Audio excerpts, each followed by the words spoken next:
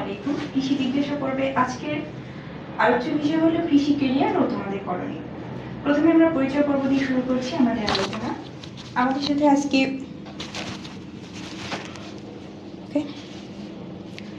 সাথে আজকে উপস্থিত আছেন আমাদের সবার প্রিয় মুখ এবং বহুল পরিচিত স্যার মোখলেসুর রহমান মুকিত, যিনি একাধারে একজন লেখক, গবেষক ও কৃষিবিজ্ঞানী। আমি সাথে আছি সমাপ্তি সরকার।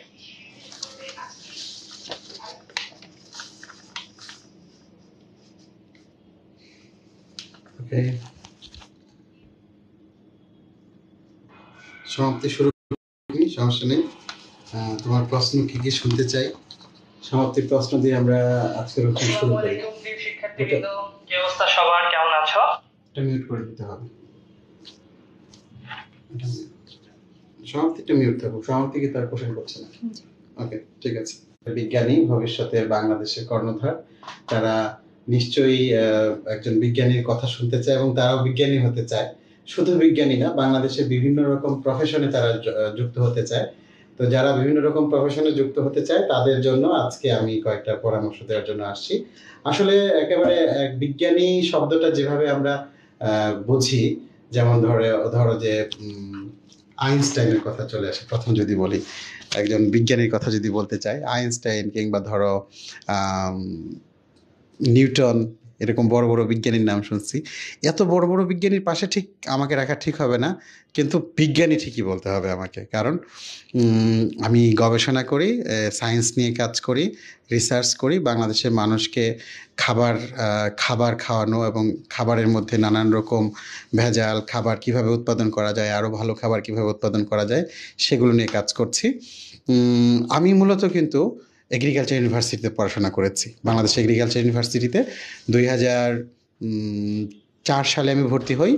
তারপর আমি বাংলাদেশ এগ্রিকালচার ইউনিভার্সিটি থেকে অনার্স শেষ করার পর মাস্টার্স শুরু করি। মাস্টার্স শেষ করার পর তারপর বিসিএস দিয়ে খুব সহজেই চাকরি পেয়ে যাই এবং বিজ্ঞানী হয়ে যাই। মজার ব্যাপার হচ্ছে যে আমাদের এগ্রিকালচার ইউনিভার্সিটি থেকে যারা পড়াশোনা করে তাদের কিন্তু এই সুযোগটা অনেক বেশি। আমাদের অন্যান্য বিশ্ববিদ্যালয়তে যারা পড়াশোনা করে তাদের যেরকম জেনারেল সাবজেক্টের যেরকম পড়তে হয়, কিন্তু সেখানে আমাদের এগ্রিকালচার ইউনিভার্সিটিগুলোতে এখান থেকে একদম সায়েন্সের কোর সায়েন্স, মানুষকে একদম ভালো রাখার জন্য, ভালো থাকার জন্য, খাদ্য সম্পর্কিত যত কাজ আছে, সুস্থ মানুষ ডেভেলপ করার জন্য যা যা করা দরকার। এবং বাংলাদেশের ইতিহাসে যদি বলি যে বাংলাদেশে, আমাদের দেশে বেশিরভাগ যত গবেষণা আছে সব কৃষিক্ষেত্র থেকেই হয়েছে। অতএব কৃষিক্ষেত্র থেকে আমাদের বিজ্ঞানী হওয়ার সুযোগটা বেশি, রিসার্চ করার সুযোগটা বেশি। আর আমি আমার কথা বলবো যে খুব আহামরি কোনো একদম বড় লোকের ছেলে হতে হবে এরকম না। একদম নিম্ন মধ্যবিত্ত পরিবার থেকে উঠে আসা আমি, এবং সেখানে স্কুল লেভেলে রেজাল্টটা ভালো ছিল। তারপর এগ্রিকালচার ইউনিভার্সিটি আমার চয়েস ছিল। আমি সবাইকে বলি যে আমার ঢাকা বিশ্ববিদ্যালয়ে চান্স হয়েছিল, কিন্তু আমি ঢাকা বিশ্ববিদ্যালয়ে না গিয়ে আমি এগ্রিকালচার ইউনিভার্সিটিতে ভর্তি হয়েছি। আমার একটা স্বপ্ন ছিল যে এগ্রিকালচারে আসলে মানুষের সরাসরি একটা পবিত্র দায়িত্ব কিন্তু মানুষকে খাওয়ানো। তোমার বাসায় যদি কোনো একটা গেস্ট আসে, একজন ভিক্ষুক আসে, তাকে যদি তুমি খাওয়াও, তাকে খাওয়ালে আমরা কি মনে করি? সওয়াব হয়। সারা বাংলাদেশের মানুষের খাবারের দায়িত্বটা কিন্তু কৃষিবিদদের। তাহলে আমাদেরও কিন্তু এটা নিয়ে কিন্তু আমাদের গর্বের জায়গা, আমাদের পবিত্র একটা সম্পর্ক তৈরি হয় কৃষকের সাথে, কৃষির সাথে, বাংলাদেশের মানুষের সাথে। অতএব আমি একজন বিজ্ঞানী, আমি মূলত মাটি নিয়ে কাজ করি, মৃত্তিকা বিজ্ঞানী, সয়েল সায়েন্টিস্ট। বর্তমানে আমি ইংল্যান্ডের ইউনাইটেড কিংডমের কুইন্স ইউনিভার্সিটি, ওখানের সাথে বাংলাদেশ কৃষি বিশ্ববিদ্যালয়ের যৌথ উদ্যোগে একটা পিএইচডি করছি। পিএইচডির কাজ হচ্ছে আমি বাংলাদেশের কৃষকরা যে ধান উৎপাদন করে, সেই ধানে নানান রকম বিষাক্ত পদার্থ থাকে, নানান রকম ভেজাল থাকে, সেটা কিভাবে মুক্ত করা যায়, ভেজাল মুক্ত খাবার আমরা মানুষের মুখে তুলে দিতে পারি, সেটা নিয়ে গবেষণা করে যাচ্ছি। তো এই গবেষণাটা চাইলে আমাদের পরবর্তীতে যারা এখন ভর্তিচ্ছু তারা কিন্তু এটা করতে পারবে। তারা চাইলেই এই এগ্রিকালচার ইউনিভার্সিটিতে পড়ে ভেটেরিনারি বলো, অ্যানিমেল হাজবেন্ডারি, এগ্রিকালচার যে কোনো সাবজেক্টে পড়লে বিশ্বের বড় বড় ইউনিভার্সিটিতে পরবর্তীতে পিএইচডি করার সুযোগ থাকে। এবং সরাসরি তুমি যে একটা আবিষ্কার করবে, সেই আবিষ্কার করে জনগণের কল্যাণে একটা আবিষ্কার, তুমি জানো অনেক আবিষ্কারই কিন্তু জনগণের কল্যাণে হয় না। ডিনামাইট, এটা কিন্তু যদিও মানুষের কল্যাণের জন্যই আবিষ্কার করার কথা চিন্তা করা হয়েছিল, কিন্তু এটা মানুষের কল্যাণে আবিষ্কার হয়নি। যদি বলি AK-47, এটা মানুষের কল্যাণে আবিষ্কার হয়নি। তো এরকম নানান রকম আবিষ্কার আছে।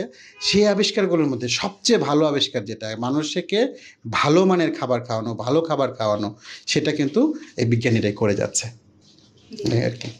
তো আমার সবাইকে একটা মানে পরামর্শ দিব, আমার যারা ভর্তিচ্ছু, তারা যারা এগ্রিকালচার ইউনিভার্সিটিতে ভর্তি হতে চায়, বাংলাদেশে কৃষি সেক্টর বলি, যদি চাকরির ক্ষেত্র বলি, চাকরির ক্ষেত্রের মধ্যে কৃষি ক্ষেত্রটা হচ্ছে একটা সবচেয়ে বড় ক্ষেত্র, যেখানে মানে তুমি যদি বলো যে ঢাকা বিশ্ববিদ্যালয়ে কতগুলো সাবজেক্টে, সায়েন্সের ক্ষেত্রে কতগুলো সাবজেক্টে ভর্তি করে, 15টা বা 20টা, কিন্তু আমাদের বাংলাদেশ কৃষি বিশ্ববিদ্যালয়ে মাত্র 5টা বিষয়ে পড়ানো হয়।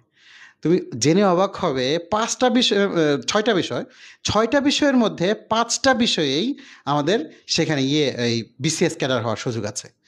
5টা বিষয়ে টেকনিক্যাল ক্যাডার আছে, যেটা কিনা এই অন্য কোনো বিশ্ববিদ্যালয়ের সব সাবজেক্ট মিলেও অনেক বিশ্ববিদ্যালয়ে নাই। সেখানে জেনারেল BCS ক্যাডার হচ্ছে যে কেউ দিতে পারে। একজন ন্যাশনাল ইউনিভার্সিটি থেকে একজন পড়ে আসলো, ঢাকা বিশ্ববিদ্যালয় থেকে, চট্টগ্রাম বিশ্ববিদ্যালয়ে ফিজিক্স, কেমিস্ট্রি, ম্যাথ এগুলো পড়ে আসলো, তারা নর্মালি এইসব BCSে তারা সব BCSের মানে সব সাবজেক্টের জন্য অ্যাটেন্ড করতে পারবে। এগ্রিকালচার ইউনিভার্সিটির যারা আছে তারাও কিন্তু জেনারেল BCSে অ্যাটেন্ড করতে পারে। তারা যে শুধুমাত্র এগ্রিকালচার ক্যাডার হবে তা কিন্তু না, তারাও সব ক্যাডারেই তারা পারফর্ম করতে পারবে। এই জন্য আমার একটা মানে আমি আমাদের ভর্তিচ্ছু স্টুডেন্টদেরকে আমি একটা পরামর্শ দিব, তোমাদের সুযোগ যেখানে বেশি সেখানে তোমরা চেষ্টা করবে বেশি। এগ্রিকালচার ইউনিভার্সিটিতে তোমার সুযোগ বেশি, তুমি এগ্রিকালচারে পড়ো, ভেটেরিনারিতে পড়ো, ফিশারিজে পড়ো, সেখানে কিন্তু এখানে তোমার নিজের ক্যাডারে, তোমার নিজের সাবজেক্টে ক্যাডার হওয়ার সুযোগ আছে। এবং মজার ব্যাপার হচ্ছে, খুবই ইম্পর্ট্যান্ট, সবাইকে বলি যে আমাদের এইখানে কম্পিটিশনটা শুধুমাত্র একজন এগ্রিকালচার স্টুডেন্টের সাথে আরেকজন এগ্রিকালচার স্টুডেন্টের কম্পিটিশন, যখন তুমি এগ্রিকালচার ক্যাডার হতে যাবে। যেমন ধরো ঢাকা ভার্সিটির একজন ফিজিক্সে পড়বে বা কেমিস্ট্রিতে পড়বে এরকম একটা স্টুডেন্ট, তাকে বাংলাদেশের সব ফিজিক্সের স্টুডেন্টদের সাথে কম্পিট করতে হবে। তো দেখা যাবে সারা বাংলাদেশের ন্যাশনাল ইউনিভার্সিটি বলো, তারপরে যত বিশ্ববিদ্যালয় আছে সবগুলো মিলে সেখানে প্রায় একটা সাবজেক্টের এগেনস্টে 1 লক্ষ, 1.5 লক্ষ, 2 লক্ষ স্টুডেন্টও তোমার কম্পিট করে। কিন্তু আমাদের এগ্রিকালচার ইউনিভার্সিটি যদি বলি যে একটা পোস্টের জন্য শুধুমাত্র এগ্রিকালচার ইউনিভার্সিটি যে কয়েকটা আছে সেখান থেকে পাশ করা এগ্রিকালচার গ্রাজুয়েটরা মূলত এখানে এই পারফর্ম করতে পারে। তাহলে কি কম্পিটিশন লেভেল অনেক কমে গেল, এবং সেই কম্পিটিশন লেভেলে তোমার কিন্তু খুব সহজেই চাকরি পাওয়ার একটা অনেক বড় একটা সুযোগ তৈরি হচ্ছে। তাহলে তুমি কোনটা বেছে নেবে? তুমি কি ঢাকা বিশ্ববিদ্যালয় বেছে নেবে না এগ্রিকালচার ইউনিভার্সিটি? হ্যাঁ, ঢাকা বিশ্ববিদ্যালয় অবশ্যই বাংলাদেশের একটা অনেক বড় পাইওনিয়ার, আমরা বলি প্রাচ্যের অক্সফোর্ড যেরকম, সেটা বাংলাদেশের ক্ষেত্রে সে ঢাকা বিশ্ববিদ্যালয় অবশ্যই অনেক এগিয়ে থাকবে। কিন্তু আমার কথাটা হচ্ছে, যদি তুমি কেরিয়ার ওরিয়েন্টেড জব পেতে চাও, কেরিয়ার ওরিয়েন্টেড পড়াশোনা করতে চাও, তাহলে এগ্রিকালচার ইউনিভার্সিটিকে অবশ্যই আমি প্রায়োরিটি দিব, এটা ব্যক্তিগতভাবে। তবে হ্যাঁ, সাবজেক্টের কিছু ব্যাপার আছে, যেমন ঢাকা বিশ্ববিদ্যালয়ে বেশ কিছু সাবজেক্ট আছে যেগুলো এগ্রিকালচার ইউনিভার্সিটির চেয়ে অনেক এগিয়ে। যদি বলি মাইক্রোবায়োলজির কথা, ফার্মাসির কথা, তারপর তোমার কম্পিউটার সায়েন্সের কথা, এগুলো অবশ্যই এগ্রিকালচার এগিয়ে থাকবে। কিন্তু যদি আমি শুধুমাত্র জেনারেল সাবজেক্টের দিকে আসি, যেমন ফিজিক্স, কেমিস্ট্রি, বায়োলজি, বোটানি, এইসব সাবজেক্টের চেয়ে টেকনিক্যাল সাবজেক্ট হিসেবে এগ্রিকালচার অনেক অনেক অনেক উপরে। তুমি আর কোনো কি প্রশ্ন করতে চাও আমরা শুনি। আমি আরও প্রশ্ন শুনতে চাচ্ছি, যদি আমার সাথে যারা আজকে শুনছে, যারা আজকে লাইভ দেখছে, তারা যদি কোনো প্রশ্ন করতে চায় আমি অবশ্যই তাদের প্রশ্ন শুনবো। যে কোনো ধরনের প্রশ্ন, যারা যদি জানতে চায় যে আসলে এগ্রিকালচার ইউনিভার্সিটি থেকে পড়ে আমি কি হব, কোন সাবজেক্টে পড়লে আমার সবচেয়ে ভালো হবে, ইভেন এরকমও যদি প্রশ্ন থাকে যে ভাইয়া আমি তো ঢাকা ইউনিভার্সিটির শেষের দিকে সিরিয়াল এসছে, হয়তো বা আমি পাবো, হয়তো বা সাইকোলজি পাবো বা ভূগোল পাবো, আর আমি এগ্রিকালচার ইউনিভার্সিটিতে ধরে নিই যদি আমি এগ্রিকালচার কিংবা ফিশারিজে পাই, সেক্ষেত্রে আমার ক্ষেত্রে কোনটা বেটার হবে? এরকম প্রশ্ন যদি কারো থাকে আমাকে প্রশ্ন করতে পারে, আমি শুনবো তাদের প্রশ্ন, এবং আশা করি সবাইকে আমি সুন্দরভাবে এক্সপ্লেন করতে পারবো। যে কারো যে কোনো প্রশ্ন থাকলে আমাকে জানাও। তোমার কি প্রশ্ন আছে বলো দেখি নেক্সট। স্যার, এগ্রিকালচারে পড়লে কি শুধুই বিজ্ঞানী নাকি অন্য কোনো সেক্টরে যাওয়ার সুযোগ আছে? এ বিষয়ে আপনার মতামত? এটা তো আসলে শুধু বিজ্ঞানী হচ্ছে এগ্রিকালচার থেকে পড়াশোনা করা, এগ্রিকালচার ইউনিভার্সিটি থেকে বিভিন্ন সাবজেক্ট থেকে পড়াশোনা করা যারা আছে তাদের যদি বলি 100 ভাগের মধ্যে 5 ভাগ হচ্ছে বিজ্ঞানী, আর বাকি 95 ভাগ আরও অনেক অনেক পেশায় তারা যুক্ত আছে। যেমন ধরো আমাদের এগ্রিকালচার ইউনিভার্সিটি থেকে যারা পাশ করে, এগ্রিকালচার যারা হয়, এগ্রিকালচারে যারা পাশ করে, এগ্রিকালচার ইউনিভার্সিটিতে পিওর এগ্রিকালচার যেটাকে বলে, সেখানে যারা পাশ করে তারা সবাই কিন্তু উপজেলা কৃষি সম্প্রসারণ কর্মকর্তা পদে তার পরবর্তীতে কৃষি অফিসার হয়। তার মানে বাংলাদেশে উপজেলা কতগুলো? 500 উপজেলা। 500 উপজেলায় প্রতিটা উপজেলায় 4টা করে পোস্ট হলে কতগুলো পোস্ট হলো? 2000 পোস্ট। জেলায় পোস্ট আছে, বিভাগে পোস্ট আছে, তাছাড়া আরও প্যারালাল অনেক পোস্ট আছে। বাংলাদেশে এই ডিপার্টমেন্ট অফ এগ্রিকালচার এক্সটেনশন, কৃষি সম্প্রসারণ ইয়েতে তোমার বিভাগে এখন প্রায় 5000-এর মতো পোস্ট আছে। এই যে 5000 কৃষিবিদ, এরা সবাই এগ্রিকালচার ইউনিভার্সিটি, বিভিন্ন এগ্রিকালচার ইউনিভার্সিটি থেকে পাশ করা স্টুডেন্টরা এখানে তারা সরাসরি নিয়োগ পায়। এবং তুমি মজার ব্যাপার হচ্ছে এইখানে কিন্তু ঢাকা ইউনিভার্সিটি বলো, রাজশাহী ইউনিভার্সিটি বলো, চিটাগাং বিশ্ববিদ্যালয় বলো, কোনো বিশ্ববিদ্যালয়ের কেউ কিন্তু এখানে কম্পিটিশনে আসতে পারবে না আমাদের সাথে। শুধুমাত্র এগ্রিকালচার ইউনিভার্সিটি, হ্যাঁ এগ্রিকালচার ইউনিভার্সিটি যেটা ময়মনসিংহে আছে, যেটা শেরে বাংলা কৃষি বিশ্ববিদ্যালয়, যেটা তোমার হাজী দানেশ বিজ্ঞান ও প্রযুক্তি বিশ্ববিদ্যালয়, এরকম যারা শুধুমাত্র এগ্রিকালচার পড়ায়, পিওর এগ্রিকালচার, তারা এখানে আসতে পারবে। ঠিক একই রকম ভেটেরিনারি বলো, অন্যান্য বলো, তাদেরও কিন্তু প্রত্যেকটা উপজেলায় উপজেলা প্রাণী সম্পদ কর্মকর্তা, উপজেলা মৎস্য কর্মকর্তা, এরকম নামে তার প্রত্যেকটা উপজেলাতে পোস্ট আছে। তার মানে কি বিজ্ঞানীর পাশাপাশি প্রত্যেকটা উপজেলায় বিসিএস ক্যাডার পোস্ট আছে। এছাড়াও আমরা কিন্তু নর্মাল যেসব সব বিসিএস পরীক্ষায় বাংলাদেশ ব্যাংকের সহকারী পরিচালক, বিসিএসের যেসব জেনারেল ক্যাডার আছে, পুলিশ প্রশাসন ক্যাডার, তারপর কাস্টমস ট্যাক্স, সব ক্যাডারে কিন্তু আমরা যেতে পারি। এবং তুমি জেনে অবাক হবে এগ্রিকালচার ইউনিভার্সিটিতে যে স্টুডেন্টরা পড়ে বাংলাদেশে বিসিএসে ম্যাক্সিমাম ক্ষেত্রে এরা সব জায়গায়, পুলিশে বলো প্রশাসনে বলো, সব জায়গায় কিন্তু এগ্রিকালচার ইউনিভার্সিটি স্টুডেন্টরা ভালো করে। এর একটা বড় কারণ হচ্ছে এগ্রিকালচার ইউনিভার্সিটিগুলোতে স্টুডেন্টদেরকে বেশি করে পড়তে হয়। আমাদের সাথে যারা আজকে প্রশ্ন শুনতে চাচ্ছে, প্রশ্ন করেছে অনেকে, আমি প্রশ্ন দেখবো একটু পর, যে আসলে কি চান্স পাওয়ার জন্য কতগুলো এমসিকিউ এর মধ্যে কত নম্বর পেতে হবে, তারপরে ডিভিএম কেমন। আচ্ছা, আমি এই সবগুলো প্রশ্নের উত্তরই দিব। তবে মজার ব্যাপার হচ্ছে আমি এইখানে চাকরির ক্ষেত্রটা অনেক বেশি। তুমি এখন যদি বলি বাংলাদেশে এখন যতগুলো ব্যাংক আছে, প্রাইভেট ব্যাংকের চাকরি কিন্তু খুবই স্মার্ট। একটা প্রাইভেট ব্যাংকে একজন নতুন যে প্রফেশনাল অফিসার, শুরুতেই তাকে 60-70 হাজার টাকা বেতন দিচ্ছে। তুমি জানো প্রাইভেট ইন্ডাস্ট্রিতে এগ্রিকালচার গ্র্যাজুয়েটদের কি ডিমান্ড? তুমি যদি ব্রিটিশ আমেরিকান টোবাকো, ব্যাটের নাম শুনে থাকবে, সেখানে একজন এগ্রিকালচার গ্র্যাজুয়েট, এগ্রিকালচার ইউনিভার্সিটি থেকে পাশ করা একজন স্টুডেন্ট ফ্রেশ জাস্ট জয়েন করবে, জাস্ট পড়াশোনা শেষ করে জয়েন করবে, তারা সাথে সাথে সেখানে 90,000 থেকে 1 লাখ টাকা স্যালারি পাবে। British American tobacco, Japan tobacco, এরকম অসংখ্য মাল্টিন্যাশনাল কোম্পানি আছে যেখানে প্রচুর টাকা বেতন দেওয়া হয় ফ্রেশ গ্র্যাজুয়েটদের। তার মানে হচ্ছে আমাদের বিসিএস ক্যাডার সার্ভিস বললাম, বিভিন্ন রিসার্চ ইনস্টিটিউশনে বিজ্ঞানী, ব্যাংক, তারপর হচ্ছে তোমার এইরকম general BCS cadre, police, administration, tax cadre, customs cadre, audit cadre, সব জায়গায় এগ্রিকালচারের মানে ইউনিভার্সিটির গ্র্যাজুয়েটদের ছড়াছড়ি। প্রধানমন্ত্রীর মুখ্য সচিব কিছুদিন আগে রিটায়ারমেন্টে গেল, মোহাম্মদ সাজ্জাদুল ইসলাম, উনি কিন্তু কৃষিবিদ। এই যে আজকে একটু আগে দেখলাম উনি নেত্রকোনা 4 আসনে বিনা প্রতিদ্বন্দ্বিতায় এমপি নির্বাচিত হয়েছে। তুমি জানো বাংলাদেশে এখন মন্ত্রী আছে কৃষিবিদ, আমাদের কৃষিমন্ত্রী হচ্ছে কৃষিতে পাশ করা গ্র্যাজুয়েট, আমাদের পরিকল্পনা প্রতিমন্ত্রী উনি কৃষিবিদ, কৃষি অর্থনীতিবিদ। এখন এই যে সাজ্জাদুল করিম আসলো, উনি কৃষিবিদ। বাহাউদ্দিন নাসিম একজন এমপি, উনি কৃষিবিদ। মানে কৃষিবিদদের চাকরির ক্ষেত্র অনেক বেশি। আরেকটা কথা সবাইকে বলে রাখি, কৃষিবিদ শব্দটা কিন্তু শুধু কৃষিতে পাশ করে যারা, তারা কিন্তু না। DVM, economics, agri engineering, animal husbandry, fishery, সবাইকে কৃষিবিদ বলা হয় এবং এই সবারই চাকরির ক্ষেত্রে ভালো অপরচুনিটি আছে। আমি একটু প্রশ্ন দেখি সবাই কি কি প্রশ্ন করেছে। আচ্ছা, কোন সাবজেক্ট বেস্ট এগ্রিকালচারে? আমাকে মনে হয় তুমি এই প্রশ্নটা করবে বলে চিন্তা করছিলে। হ্যাঁ, এগ্রিকালচার ইউনিভার্সিটিগুলোতে আমাদের 6টা সাবজেক্ট সাধারণত এখনো পর্যন্ত পড়ানো হয়।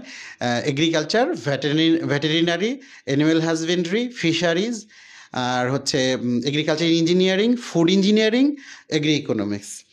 আমি এখানে 2টা সাবজেক্ট নিয়ে অনেকের মত পার্থক্য আছে যে কোনটা ভালো বা ইয়ে, সেটা হচ্ছে ভেটেরিনারি অথবা এগ্রিকালচার। আমি পার্সোনালি এগ্রিকালচারকে প্রিফার করি। কেন বলি, সেটা হচ্ছে ভেটেরিনারি থেকে একটা স্টুডেন্ট পাশ করে গ্র্যাজুয়েট, টোটাল মানে গ্র্যাজুয়েট হতে তাকে 5 বছর পড়তে হবে। 4.5 বছরের কোর্স আর 6 মাস হচ্ছে ইন্টার্নি। এই 5 বছরের আগে কিন্তু সে সার্টিফিকেট পাচ্ছে না। অন্যদিকে দেখো এগ্রিকালচার গ্র্যাজুয়েট যে, সে কিন্তু 4 বছরেই বের হয়ে যাচ্ছে, তার ডিগ্রি 4 বছরেই হয়ে যাচ্ছে, আর 1 বছরে তার মাস্টার্স প্রায় শেষ হয়ে যাচ্ছে। তার মানে একজন ভেটেরিনারি থেকে পাশ করা গ্র্যাজুয়েট আর এগ্রিকালচার থেকে পাশ করা গ্র্যাজুয়েটের মধ্যে পার্থক্য এখানে যে ভেটেরিনারি থেকে পাশ করতে সময় বেশি লাগে। আরেকটা খবর বলি, ভেটেরিনারিতে কিন্তু প্রচুর পড়াশোনা করতে হয়, প্রচুর। এগ্রিকালচারেও পড়াশোনা করতে হয় ভালো রেজাল্ট করার জন্য, তবে কম্পারেটিভলি ভেটেরিনারির চেয়ে অনেক রিল্যাক্স। এগ্রিকালচারে, ফিশারিজে অনেক রিল্যাক্স। এই জন্য যারা একটু চিন্তা করে যে ভাইয়া আমি তো বিশ্ববিদ্যালয়ে ভর্তি হব, বিশ্ববিদ্যালয়ে গিয়েও এত একদম পড়াশোনা নাকানি চোবানি এত কিছুর চেয়ে তোমাদেরকে আমি পরামর্শটা দিব যে তোমরা যদি একটু রিল্যাক্স পড়াশোনা করতে চাও, এগ্রিকালচার, ফিশারিজ এই সাবজেক্টগুলো চয়েস করবে। আর যদি মনে করো যে না ভেটেরিনারিতে যাব, ভেটেরিনারি অবশ্যই একটা ভালো সাবজেক্ট, তোমার নামের আগে ডাক্তার বা ডক্টর উপাধি তুমি পাবে। আর স্বাভাবিকভাবেই হিউম্যান ডক্টর এবং ভেটেরিনারি ডক্টরের যে পড়াশোনার পার্থক্য, খুব বেশি জায়গায় গ্যাপ নেই, অনেক জায়গায় তারা কিন্তু মানে হিউম্যান ডক্টর যারা, তারা যেসব পড়াশোনা করে এরাও একই রকম সাবজেক্ট, প্যারাসাইটোলজি, মাইক্রোবায়োলজি, তারপর এক কথায় মানে অনেকগুলো সাবজেক্ট আছে যেটা হিউম্যান ডক্টরদের সাথে অনেক মিল। এবং তুমি জানো বিশ্বের নানান প্রান্তে ডিভিএমের কিন্তু ডিভিএম থেকে পাশ করা গ্রাজুয়েটদের কেরিয়ার আছে। বাংলাদেশে, আমাদের দেশে অনেকেই মনে করে যে ডিভিএম মানে তো পশু ডাক্তার। সমাজে খুব প্রচলিত একটা বিষয় যে পশু ডাক্তার। আসলে কিন্তু বাংলাদেশে তুমি একজন ভেটেরিনারি অফিসার হলে জাস্ট উপজেলা প্রাণী সম্পদ কর্মকর্তা বলা হয়, বিসিএস দিয়ে জয়েন করবে, জাস্ট পড়াশোনাটা শেষ করে জয়েন করবে। উপজেলায় যাওয়া মাত্র তোমার জন্য একটা 60 লাখ টাকা দামের গাড়ি বসে আছে, নতুন ব্র্যান্ড নিউ গাড়ি, তুমি ওই গাড়ি দিয়ে তুমি চষে বেড়াবে। তুমি জানো, তুমি যদি বাংলাদেশে অনেক বড় বড় ক্যাডার আছে, অনেক বড় বড় পদ আছে, যেসব পদে তুমি গাড়ি পেতে তুমি 15 বছর চাকরি করেও তুমি গাড়ি পাবে না। অথচ তুমি ভেটেরিনারি থেকে পাশ করে যদি তুমি উপজেলা প্রাণী সম্পদ কর্মকর্তা হও, তুমি জয়েন করার সাথে সাথে তোমাকে গাড়ি দিবে সরকার। তাহলে এই যে তোমার ফেসিলিটিটা, এটা কিন্তু ভেটেরিনারিতে এই ফেসিলিটিটা আছে। তাহলে চয়েস লিস্টটা একটু তোমার একটু বলে নিই। তাহলে আমার চয়েস লিস্টে আমি বলে রাখবো ভেটেরিনারি অথবা এগ্রিকালচারকে ফার্স্ট চয়েস দিতে। এখানে পড়াশোনা কম হচ্ছে এগ্রিকালচারে, মানে চাপ কম এগ্রিকালচারে, ভেটেরিনারিতে চাপ বেশি। যারা চাপ কম নিতে চায় তারা এগ্রিকালচার ফার্স্ট চয়েস। তারপর সেকেন্ড চয়েসের দিক থেকে যদি বলি ভেটেরিনারি অথবা ফিশারিজ, তারপর আসবে হ্যাঁ শিওর। অনেকেই বলে বা ধারণা করে যে মৎস্য বিজ্ঞানে পড়াশোনা কম, তাহলে কি এর ফিউচার খারাপ? পড়াশোনা কম এই কথাটা আসলে শুধুমাত্র যারা ফাঁকিবাজি করে তাদের জন্য। তবে চাপ কম, যেমন আমি বললাম যে ডিভিএমে অনেক পড়াশোনা। একই রকম ইউনিভার্সিটিতে দেখা যাচ্ছে আমরা বন্ধুরা সবাই বিকেলবেলা খেলতে বের হচ্ছি, পার্কে যাচ্ছি, বান্ধবীদের নিয়ে ঘুরতেছি, হ্যাঁ। কিন্তু ভেটেরিনারির ডাক্তার যারা হবে তারা কিন্তু গিয়ে দেখা যাচ্ছে তারা সেই সুযোগটা পাচ্ছে না, কারণ তার ক্লাস একদম বিকেল পর্যন্ত শেষ করে আবার অ্যাসাইনমেন্ট লেখো, পরের দিনে প্রেজেন্টেশন রেডি করো, ক্লাস আবার মানে সকালবেলা একদম 8টা থেকে ক্লাস শুরু হয়ে যায়। অতএব ডিভিএমে পড়াশোনার চাপ বেশি, ফিশারিজে পড়াশোনার চাপ কম। কিন্তু ফিশারিজেও আমাদের চাকরির নানান রকম ক্ষেত্র আছে। আমি যদি বলি বাংলাদেশে, তোমরা জানো সবাই, আমাদের সবাইকে একটু বলি, ফিশারিজে কিন্তু একটা অনেক বড় সেক্টর। এখন বাংলাদেশে মৎস্য উৎপাদনে মানে স্বাদু পানির মৎস্য উৎপাদনে বিশ্বে প্রথম সারিতে আছে, 1, 2, 3-এর মধ্যে আছে। এবং এটা কিন্তু অর্জন কিন্তু একদিনে হয়নি। বাংলাদেশের এই যে যারা ফিশারিজ ক্যাডার, ফিশারিজে পড়াশোনা করে যারা সরাসরি মাঠ লেভেলে কাজ করছে, তাদের দক্ষতার কারণে কিন্তু আজকে এখানে আসছে। তুমি জানো আমাদের এই যে যত রকম ফিড ইন্ডাস্ট্রি, এখানে কিন্তু ফিশারিজের গ্র্যাজুয়েটরা কাজ করছে। পাশাপাশি অনেক তোমার মানে মৎস্য সম্পর্কিত সামুদ্রিক মৎস্য আহরণ কেন্দ্র আছে। আমরা রিসেন্টলি সমুদ্র বিজয় করেছি। সমুদ্র বিজয় করার কারণে এই ফিশারিজ গ্র্যাজুয়েটদের কর্মক্ষেত্র আরও বেড়ে গেছে। এখন সাগরের মাছ নিয়ে গবেষণা হচ্ছে। আমাদের চিটাগাংয়ে মেরিন বায়োলজি একটা ইয়ে আছে, ফিশ সেন্টার আছে, সেখানে কাজ হচ্ছে। এবং পাশাপাশি তোমার আমাদের এই মাছের যত মাছের সাথে চেইন, মানে শুটকি উৎপাদন কেন্দ্র, তারপরে নানান রকম ক্যান্ড ফুড, এগুলোকে ফিশারিজের স্টুডেন্টরা করে। এবং এখানেও বিজ্ঞানী হওয়ার সুযোগ আছে। এখানে তোমরা নাম শুনেছো, Bangladesh fisheries research institute, BFRI, সেখানে মৎস্যবিজ্ঞানীরা, দেখো একটা সময় বাংলাদেশে আমরা শোল মাছ, শিং মাছ, গজার মাছ এগুলো পেতাম না। বোয়াল মাছ, তুমি জানো বোয়াল মাছ এখন বাংলাদেশে চাষ হয়। বাংলাদেশে শিং মাছ, যেরকম আমরা চাষের শিং মাছ দেখি, কই মাছ দেখি, বোয়াল মাছ, চিতল মাছ, শোল মাছ এগুলো চাষ হচ্ছে। এগুলো ফিশারিজের যারা আছে তাদের অবদান। অতএব ফিশারিজটা একটা ভালো সেক্টর। বলে রাখি স্টুডেন্টদেরকে, ফিশারিজে কিন্তু পড়াশোনার চাপ কম। ঠিক আছে। উম, আমি আর একটু প্রশ্ন, তোমার তোমার প্রশ্নের আগে আমি একটু প্রশ্ন দেখি। কোন সাবজেক্ট নিলে, তামান্না ইসলাম বলেছে, কোন সাবজেক্ট নিলে বিদেশ থেকে পড়ালেখা করা যাবে এবং কোন সাবজেক্ট সবচেয়ে ভালো? আহ, বিদেশ থেকে পড়ালেখা, বিদেশ থেকে না, আসলে বিদেশে যাওয়া যাবে এরকম মানে কথা, বিদেশে যাওয়ার অপরচুনিটিটা বেশি। অবশ্যই আমাদের এগ্রিকালচারে এবং ভেটেরিনারিতে বিদেশে যাওয়ার ইয়েটা অনেক বেশি। ফিশারিজেও সেটা সুযোগ আছে। এগ্রিকালচার, ভেটেরিনারি, কৃষি প্রকৌশলে কম্পারেটিভলি একটু কম, এগ্রি ইকোনমিক্সে এটা একটু কম।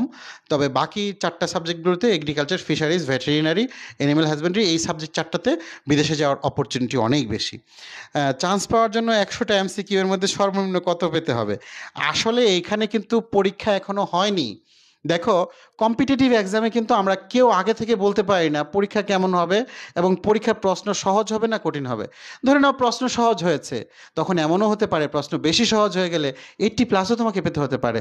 আবার অনেক সময় পরীক্ষা কঠিন হলে তুমি 50+ তুমি পেয়ে যাবা, চান্স পেয়ে যাবা। অতএব আগে থেকে তুমি ডিসাইড করতে পারো না যে কত নাম্বারে তোমার মানে ভর্তি পরীক্ষায় টিকতে হবে। তবে সবচেয়ে বড় কথা হচ্ছে তোমাকে ভালো করতে হবে, মানে তোমাকে ঠিক মতো পড়তে হবে এবং ভালো করতে হবে। আচ্ছা, বায়ো ইনফরমেটিভ সাবজেক্ট এটা নতুন একটা সাবজেক্ট। এটার অপরচুনিটি এখনও পর্যন্ত আগে থেকেই বলা যাচ্ছে না, কারণ এখনও এই সাবজেক্ট থেকে গ্রাজুয়েট বের হয়নি। আমরা এটা নিয়ে আবার ফার্দার ডিসকাশন করলে, আমরা যখন আবার করব তখন দেখব।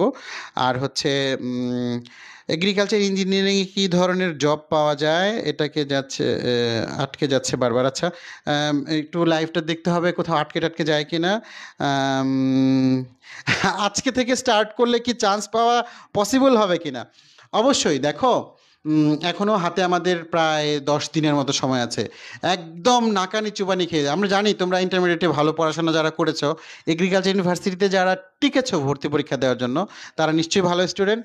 ভালোভাবে পড়লে, অবশ্যই খুব ভালোভাবে পড়লে, আর নেটওয়ার্কের সাথে থাকলে, তোমরা অ্যাসপেক্ট সিরিজের বইগুলো আছে, নেটওয়ার্ক গাইড আছে, খুব ভালোভাবে নেটওয়ার্ক গাইড পড়লে, আমাদের বরাবর নেটওয়ার্ক গাইড থেকে কিন্তু বেশ কমন পড়ে। তোমরা নেটওয়ার্ক গাইডটার উপর এখন জোর দাও, তাহলে আশা করি যে তোমার মানে ভর্তি পরীক্ষায় খুব ভালো করা যাবে। আর এগ্রিকালচার ইঞ্জিনিয়ারিংয়ের কথা আমাকে কেউ কেউ বলেছ, আমি একটু বলি, হতাশ হওয়ার কিছু নাই। এগ্রিকালচার বর্তমানে, যদি এগ্রিকালচার মানে ইউনিভার্সিটিগুলোর সাবজেক্টের পছন্দক্রমের কথা বলি, সেখানে এগ্রিকালচার ইঞ্জিনিয়ারিংটা একটু পিছনের দিকে আসে। তবে এগ্রিকালচার ইঞ্জিনিয়ারিংয়ের মধ্যে ফুড ইঞ্জিনিয়ারিং যেটা আছে, বাংলাদেশের যত ফুড ইন্ডাস্ট্রি আছে, ধরো প্রাণ, তারপর নিউজিল্যান্ড ডেইরি বলে, তারপরে হচ্ছে তোমার যত রকম কেক ইন্ডাস্ট্রি, বেকারি ইন্ডাস্ট্রি, প্রচুর ফুড ইন্ডাস্ট্রি আছে। এই ফুড ইন্ডাস্ট্রিগুলোতে কিন্তু তোমার সরাসরি তোমার জাস্ট জব, মানে ইয়ে থেকে পাশ করার পরে ইন্ডাস্ট্রি বেসড জব। তবে এখানে কিন্তু বলে রাখি, যারা ফুড ইঞ্জিনিয়ারিংয়ে পড়বে তাদের জবটা কিন্তু ইন্ডাস্ট্রি বেসড জব ম্যাক্সিমাম, যদি তোমরা ইয়ে করতে চাও। এগ্রিকালচার ইঞ্জিনিয়ারিংটাকে আমি একটু পিছনের সারিতে রাখবো, কারণ হচ্ছে যে এখানে যে ক্ষেত্র বাংলাদেশে একটা সময় ছিল, ইরিগেশন, তারপর হচ্ছে এগ্রিকালচার ইঞ্জিনিয়াররা বিভিন্ন রকম কৃষি যন্ত্র প্রকৌশলীর সাথে কাজ করত। তবে বর্তমান সরকার কৃষি যান্ত্রিকীকরণের দিকে নজর দিচ্ছে, সেই কারণে এগ্রিকালচার ইঞ্জিনিয়ারিং দিয়ে আবার যুগ ফিরে আসতেছে। তবে এই মুহূর্তে যদি বলি যে আজকে যদি তুমি ভর্তি পরীক্ষা পাশ করো, সিরিয়াল দেওয়ার ক্ষেত্রে এগ্রিকালচার ইঞ্জিনিয়ারিংটাকে শেষের দিকে রাখলেই ভালো হবে। তবে আরেকটা কথা, সমাপ্তি বোধহয় একটা প্রশ্ন লিখে বসে আছে, আমি প্রশ্ন দেখে ফেলেছি, সেটা হচ্ছে ও আচ্ছা আচ্ছা, হ্যাঁ, এগ্রিকালচার ইঞ্জিনিয়ারিংয়ে পড়াশোনা বুয়েটের মতো না, আবার কিছু কিছু ক্ষেত্রে বুয়েটের সাথে মিল আছে, যেহেতু ইঞ্জিনিয়ারিং সাবজেক্ট মিল আছে। এবং একটা খুশির খবর হচ্ছে যে তোমরা এগ্রিকালচার ইউনিভার্সিটি থেকে যারা এগ্রিকালচার ইঞ্জিনিয়ারিং পড়ে তারা কিন্তু পরবর্তীতে বুয়েটে গিয়ে এমএস করতে পারে, এটা একটা কথা। আর হচ্ছে যে তোমার তুমি চাইলেই ধরো যে এগ্রিকালচার ইঞ্জিনিয়ারিং থেকে দেশে যদি কিছু করতে না পারো, তুমি বিদেশে যেতে পারবে অনায়াসে, বিদেশে সেই সুযোগটা আছে। Thank you. আচ্ছা, বিসিএস ছাড়াও কি, আমাকে একটা প্রশ্ন করেছে, বিসিএস ছাড়াও কি অন্য কি ধরনের অপরচুনিটি আছে? আমি হ্যাঁ, একটু আগে আমরা আলোচনা করেছি, আমাদের এটা রেকর্ডটা থাকবে, তুমি আরেকবার দেখবে। আবারও সবাইকে বলে রাখি, এগ্রিকালচার ইউনিভার্সিটি বাংলাদেশে ম্যাক্সিমাম প্রাইভেট জবগুলোর মধ্যে এগ্রিকালচার ইউনিভার্সিটিদের জব বেশি, কারণ আমাদের দেশে এখনও পর্যন্ত যত ইন্ডাস্ট্রি আছে ম্যাক্সিমাম ইন্ডাস্ট্রি কিন্তু agriculture based, food processing based agriculture. তুমি নাম শুনেছো buyer crop, Syngenta pesticide company, তারপর হচ্ছে এসিআই, এই ধরনের যত বড় বড় মাল্টিন্যাশনাল কোম্পানি আছে এদের সব জায়গায় কিন্তু এগ্রিকালচারিস্টে ছড়াছড়ি।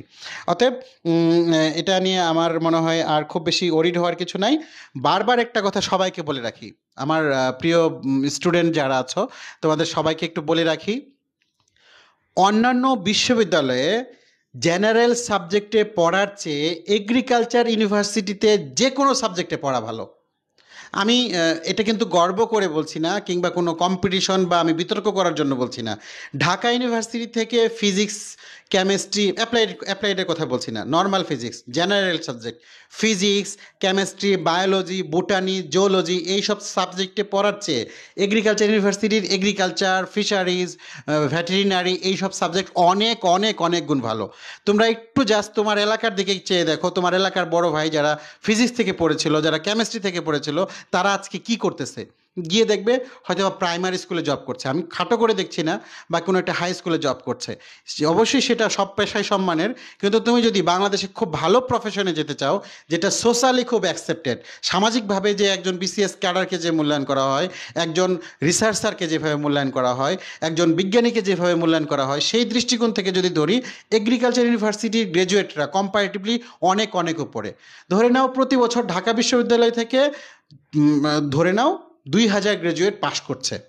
এই 2000 গ্র্যাজুয়েট থেকে মানে বিসিএস ক্যাডার হচ্ছে মনে করো 500, আর এগ্রিকালচার ইউনিভার্সিটি থেকে প্রতি বছর বের হচ্ছেই 500, আর সেখানে বিসিএস ক্যাডার হচ্ছে 400। এখন হিসাব করে দেখো কোন ইউনিভার্সিটি থেকে বিসিএস ক্যাডার বেশি হলো। সেখানে 500-র মধ্যে 400 বিসিএস ক্যাডার হচ্ছে, আর ঢাকা ইউনিভার্সিটি 2000-এর মধ্যে 500 বিসিএস ক্যাডার হচ্ছে।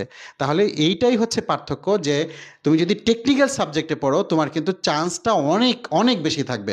অতএব আমি তোমাদেরকে বলবো যে জেনারেল সাবজেক্টের চেয়ে তোমরা টেকনিক্যালের দিকে গুরুত্ব দাও বেশি।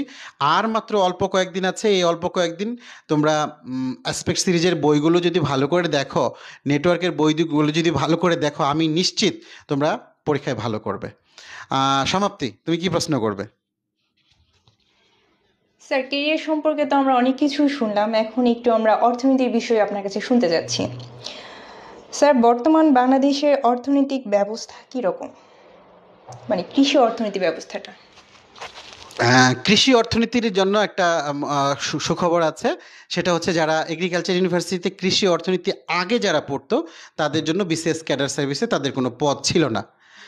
অতি সম্প্রতি জাস্ট এই লাস্ট বিসিএস থেকে বাংলা পিএসসির নাম তোমরা সবাই জানো, বাংলাদেশ পাবলিক সার্ভিস কমিশন, যারা বিসিএস ক্যাডার সার্ভিসে করে, পিএসসি এই কৃষি অর্থনীতিদেরকে একটা তাদের জন্য একটা ক্যাডার চালু করেছে, সেটা হচ্ছে department of agriculture marketing, department of agriculture marketing, DAM.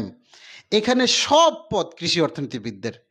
এখানে কেউ মনে করো ঢাকা ভার্সিটি থেকে অর্থনীতি পাশ করেও এখানে চাকরি পাবে না, অন্য কোনো বিশ্ববিদ্যালয় থেকে অর্থনীতি পাশ করেও এখানে কেউ করতে পারবে না। এইখানে চাকরি করতে গেলে সরাসরি একদম পিওর কৃষি অর্থনীতিবিদ হতে হবে। তার মানে এই সাবজেক্ট যারা এইখানে তারাই চাকরি পাবে যারা কৃষি অর্থনীতিতে পড়াশোনা করছে। 1 2 নম্বর হচ্ছে কৃষি অর্থনীতিবিদরা বাংলাদেশের সব প্রাইভেট ব্যাংক সরকারি ব্যাংকে কৃষি অর্থনীতিবিদের। তুমি জানো এখন ব্যাংকে কিন্তু প্রচুর স্যালারি দেয় সরকার। বছর শেষে একটা ইনসেনটিভ দেয়। ইনসেনটিভটা কি জানো? ইনসেনটিভটা হচ্ছে যে তুমি প্রতি বছর মাসে মাসে স্যালারি পেয়েছো। যেহেতু তুমি ব্যাংকে তুমি চাকরি করো, ওই ব্যাংক তো একটা আর্থিক প্রতিষ্ঠান, তারা অনেক টাকা লাভও করছে, জনগণের টাকা রাখা হচ্ছে, টোটাল হচ্ছে, লাভ করছে। সেহেতু সেই লভ্যাংশের একটা কমিশন প্রত্যেক এমপ্লয়িকে ওই ব্যাংক তাদেরকে দেয়। দেখা যায় কিছু কিছু ব্যাংক এক বছরে একজন কর্মীকে যত টাকা বেতন দেয় তার কাছাকাছি পরিমাণ ইনসেনটিভ দিয়ে দেয়, হিউজ টাকা। তাহলে তোমরা চিন্তা করো কোথায় তোমরা যাবে। আর আর একটা প্রশ্ন আছে এখানে, আমি একটু দেখি কি বলেছিল, এগ্রিকালচারের বিসিএস কম্পিটিশন কেমন। আমি এতক্ষণ যে কথাগুলো বলছিলাম তার মধ্যে প্রথম কথাই ছিল এগ্রিকালচারে পড়লে বিসিএস কম্পিটিশন অনেক কম, অনেক অনেক কম। জেনারেল সাবজেক্টে বিসিএস কম্পিটিশন অনেক বেশি। তোমরা কেরিয়ার প্ল্যান যদি করতে চাও, কেরিয়ার নিয়ে যদি ভাবতে চাও এবং হায়ার স্টাডিজে যদি বিদেশে যেতে চাও, অবশ্যই এগ্রিকালচার ইউনিভার্সিটির টেকনিক্যাল সাবজেক্টগুলো, অন্যান্য ইউনিভার্সিটির টেকনিক্যাল সাবজেক্ট তুমি জানো, বুয়েট অবশ্যই টেকনিক্যাল সাবজেক্ট, এবং বুয়েট অবশ্যই, বুয়েট থেকে যারা পাশ করে তাদের বিদেশে যাওয়ার অপরচুনিটি অনেক বেশি। এরকম যেসব সাবজেক্ট ফার্মাসি থেকে পাশ করলে অনেক বেশি। আমি কিন্তু এখানে কম্পিটিশনে নামিনি যে ঢাকা ইউনিভার্সিটির সাবজেক্ট খারাপ, এগ্রিকালচার ইউনিভার্সিটির সাবজেক্ট ভালো, নেভার। আমি শুধু কম্পেয়ার করছি যে টেকনিক্যাল সাবজেক্ট হিসেবে এগ্রিকালচারের গুরুত্ব অনেক বেশি। এখানে কেরিয়ারেও এখানে খুব ভালো চান্স থাকে, পাশাপাশি বিদেশে যাওয়ার ক্ষেত্রেও খুব ভালো চান্স থাকে। তো এখানে এরকম প্রশ্ন, তুমি আর কোনো প্রশ্ন পেয়েছো সমাপ্তি? স্যার এখানে মনে হয় আরেকটা কোশ্চেন পাচ্ছি যে প্রাইভেট এগ্রিকালচার সাবজেক্ট কেমন। প্রাইভেট এগ্রিকালচার সাবজেক্ট, এখানে প্রশ্নটা দুই রকম প্রশ্ন হতে পারে, যে প্রাইভেট সেক্টর এগ্রিকালচার সাবজেক্ট নাকি প্রাইভেট ইউনিভার্সিটিতে। প্রাইভেট ইউনিভার্সিটিতে এগ্রিকালচার রিসেন্টলি কিছু IUBAT, Exim bank, agriculture university, city bank, এরকম বেশ কিছু বিশ্ববিদ্যালয়ে এগ্রিকালচার নতুন নতুন সাবজেক্ট চালু করা হয়েছে। যদি কেউ এগ্রিকালচারে চান্স না পায় সেক্ষেত্রে তারা ওখানে পড়তে পারবে। তবে এখনও পর্যন্ত সব ইউনিভার্সিটির এখনও ফ্যাসিলিটিসটা সেরকম তৈরি হয়নি, সেই কারণে এখনও পর্যন্ত মানে সেখান থেকে মানে চাকরিতে যাওয়ার প্রবণতাটা অতটা ভালো হয়নি। তবে রিসেন্টলি IUBAT এরা ভালো পারফর্ম করছে। আশা করি যে আর 2-4 বছর পর এরাও একটা খুব সুন্দর জায়গায় চলে আসবে। একটা প্রশ্ন করেছে, বাউ নাকি সাউ, শেরেবাংলা এগ্রিকালচার ইউনিভার্সিটি নাকি বাংলাদেশ এগ্রিকালচার ইউনিভার্সিটি, কোন ইউনিভার্সিটিকে প্রায়োরিটি দেবে?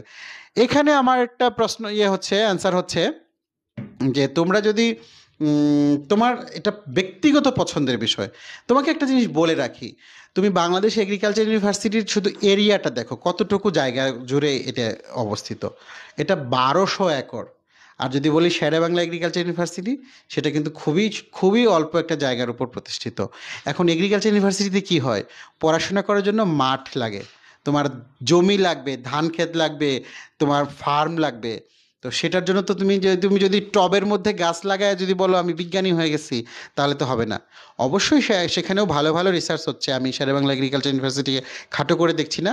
আমি শুধু এটুকু বলবো, পুরনো ইউনিভার্সিটি, যে ইউনিভার্সিটি যত বেশি পুরনো সেই ইউনিভার্সিটিকে টপ লিস্টে তত বেশি টপ লিস্টে রাখতে হবে।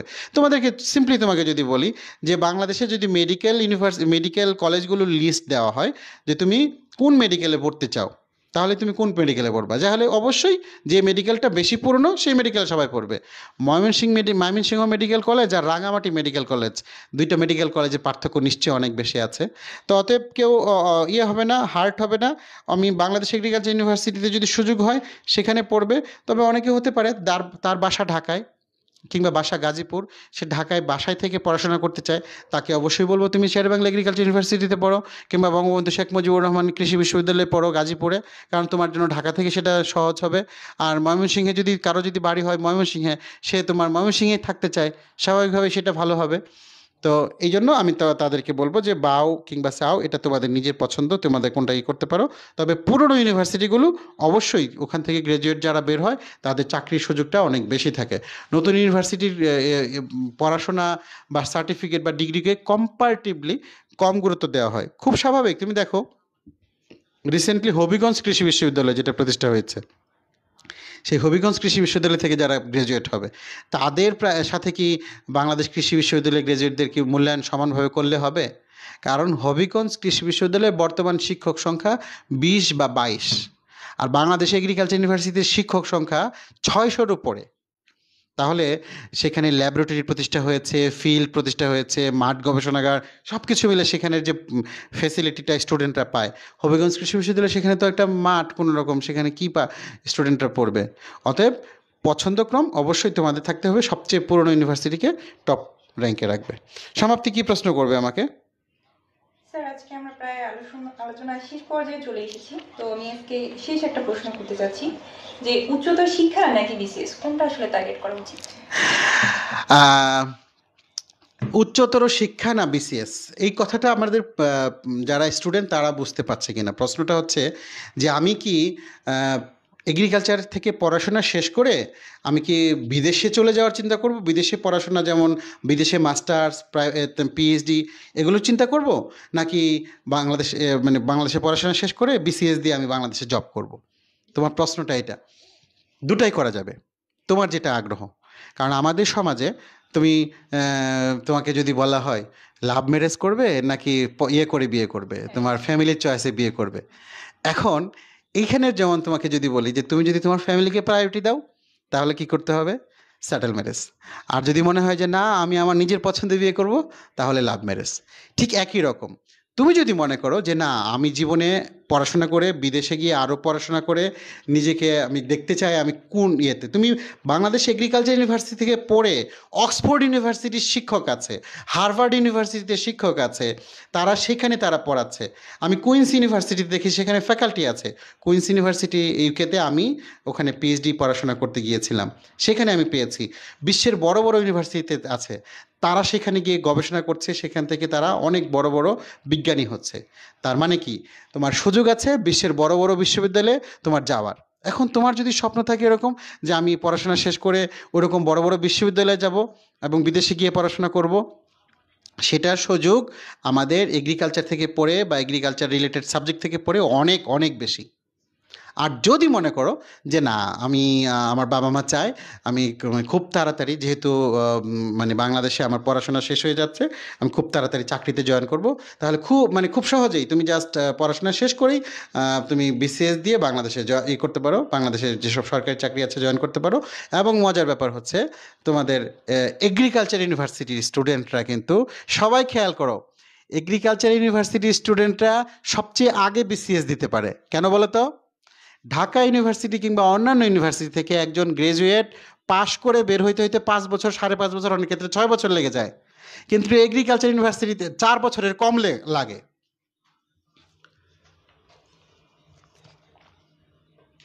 4 বছরের কম লাগাতে তুমি মনে করো যে তুমি পড়াশোনা শেষ করে অলরেডি বিসিএস এর জন্য কম্পিটিশন শুরু করে দিছো। আর অন্যান্য ইউনিভার্সিটিতে তোমার বন্ধু বান্ধব রাজনীতি, তারপরে নানান রকম ঝামেলার কারণে, মারামারি কাটাকাটির কারণে ইউনিভার্সিটিতে সেশন জটে পড়ে সে তখন ওই স্টুডেন্ট 3rd ইয়ারে পড়ে। এগ্রিকালচার ইউনিভার্সিটিতে আমি যদি আমার ব্যক্তিগত কথা বলি, আমি এগ্রিকালচার ইউনিভার্সিটিতে আমাদের সময় 4 বছরের কোর্স 3 বছর 9 মাসে শেষ হয়েছিল। আরও মজার ব্যাপার হচ্ছে 3 বছরের 9 মাসে শেষ হয়ে আমি প্রথম বিসিএস দিয়ে আমি বিসিএস ক্যাডার যখন হয়ে গেছি, তখনও আমার বন্ধুরা বিভিন্ন ইউনিভার্সিটিতে অনার্স শেষই হয় নাই কিংবা মাস্টার্সে কেবল ভর্তি হয়েছে। তার মানে বুঝতে পেরেছো, এগ্রিকালচার ইউনিভার্সিটি থেকে পড়াশোনা করলে এটা কিন্তু অনেক বড় সুযোগ। সবগুলো এগ্রিকালচার ইউনিভার্সিটিতেই তো খুব দ্রুত তোমাকে গ্র্যাজুয়েশন কমপ্লিট করে দেবে। এবং এগ্রিকালচার ইউনিভার্সিটি থেকে পলিটিক্সটা কিন্তু কম, সেখানে পলিটিক্সের ইয়েটা কম্পারেটিভলি কম। অন্যান্য ইউনিভার্সিটিতে পলিটিক্সের কারণে তোমরা জানো নানান রকম দুর্ঘটনা ঘটে, ঝগড়াঝাটি, মারামারি, হল দখল, সিট পাওয়া যায় না। এগ্রিকালচার ইউনিভার্সিটি আরেকটা সুবিধা বলি, বাংলাদেশ কৃষি বিশ্ববিদ্যালয় 100% আবাসিক। তুমি বিশ্ববিদ্যালয়ে ভর্তি হলেই হলে একটা সিট পাবা। ঢাকা ভার্সিটি কিংবা অন্যান্য জেনারেল ভার্সিটিতে আজকে দেখলাম জাহাঙ্গীরনগর ইউনিভার্সিটিতে 2 বছর যাবৎ স্টুডেন্টরা গণরুমে থেকে সেখানে তারা আন্দোলন করতেছে, তাদের রুম দরকার। গণরুম মানে বুঝো, এক রুমের মধ্যে 65 জন, এক রুমের মধ্যে 100 জন, এক রুমের মধ্যে 56 জন, সেখানে গাদাগাদি করে 1টা 2টা 3টা টয়লেটের মধ্যে টয়লেট করতে হয়। তার মানেটা কি? সেখানে একটা বিশ্রী পরিবেশ, তোমার জীবনটাই তোমার অতিষ্ঠ হয়ে যাবে প্রথম 1-2 বছর একটা ইউনিভার্সিটিতে গণরুমে থেকে। আর তুমি এগ্রিকালচার ইউনিভার্সিটিগুলোতে যদি তুমি চান্স পেলে ফুল আবাসিক, তুমি চান্স পাওয়া মাত্র তোমাকে সিট পাবে নিজের মতো করে একটা সুন্দর একটা ইয়ে। আর এগ্রিকালচার ইউনিভার্সিটির ক্যাম্পাসগুলো কিন্তু সুন্দর। সমাপ্তি, তোমাকে বলি, তোমার যদি সুযোগ হয় কখনো, তুমি অবশ্যই এগ্রিকালচার ইউনিভার্সিটি, ঢাকার শেরেবাংলা কৃষি বিশ্ববিদ্যালয় দেখতে পারো, এটাও সুন্দর। এর চেয়ে আমি বাংলাদেশ কৃষি বিশ্ববিদ্যালয় বলো, বঙ্গবন্ধু শেখ মুজিবুর রহমান কৃষি বিশ্ববিদ্যালয় বলো, তারপরে পটুয়াখালী সায়েন্স অ্যান্ড টেকনোলজি, হাজী দানেশ বিজ্ঞান ও প্রযুক্তি বিশ্ববিদ্যালয়, এই বিশ্ববিদ্যালয়গুলো দেখলে তুমি প্রাণ ভরে যাবে। মানে পার্ক, এক কথায় এগ্রিকালচার ইউনিভার্সিটিগুলো একদম সিম্পলি পার্ক, এবং সেই পার্কের ফুলের বাগানের মধ্যে তোমার বেড়ে ওঠা। 4 বছর 5 বছর এই ফুলের বাগানে মানুষ থাকলে মানুষের হায়াতই বেড়ে যায়, আয়ু বেড়ে যায়, এবং খুব মানে এই যে আমার মতো মজা করে করে কথা বলতে পারে। তো সবাইকে বলবো অবশ্যই এগ্রিকালচার ইউনিভার্সিটিগুলোতে তোমরা পড়বে। হ্যাঁ, আমাকে একজন প্রশ্ন করেছে এইচএসটিইউ এর এগ্রিকালচার কেমন। হ্যাঁ, ভালো। হাজী দানেশ বিজ্ঞান ও প্রযুক্তি খুবই ভালো। যদি ওদিকে বাড়ি হয় তুমি ওদিকে চয়েস দিতে পারো। ভাইয়া প্রাইভেট এগ্রিকালচার, হ্যাঁ এটা অলরেডি আমরা উত্তর দিয়েছি। আর সবাইকে একটা কথা বলি, এগ্রিকালচার ইউনিভার্সিটিগুলোতে পড়লে তোমাদের মানে প্রাণ সঞ্চার হবে শরীরের মধ্যে। তোমরা দেখবে যে তোমাদের মানে অন্য ইউনিভার্সিটিগুলোতে তুমি দেখবে মানুষের সাথে মানুষের সম্পর্ক ভালো না। ঢাকা ইউনিভার্সিটিতে আমি দেখেছি অনেক, আমি বারবার ঢাকা ইউনিভার্সিটির প্রসঙ্গ চলে আসছে, ঢাকা ইউনিভার্সিটি কিংবা রাজশাহী ইউনিভার্সিটি বলো বা চিটাগাং বিশ্ববিদ্যালয় বলো, একজন আরেকজনকে চিনে না। 3 বছর 4 বছর হয়ে গেছে, পড়াশোনা শেষ, এক স্টুডেন্ট আরেক স্টুডেন্টকে চিনে না, কারণ সেখানে আসলে কোনো হৃদ্যতা তৈরি হয় না তাদের নিজেদের মধ্যে। আর এগ্রিকালচার ইউনিভার্সিটি প্রত্যেকটা স্টুডেন্টকে চিনে।